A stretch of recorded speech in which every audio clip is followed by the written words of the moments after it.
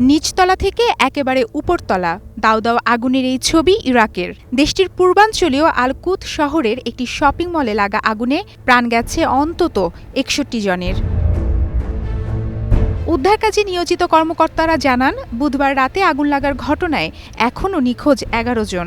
জীবিত উদ্ধার করা হয়েছে ৪৫ জনকে। আগুন নিয়ন্ত্রণে এসেছে। মৃতের সংখ্যা আরও বাড়তে পারে বলে আশঙ্কা উদ্ধারকারীদের।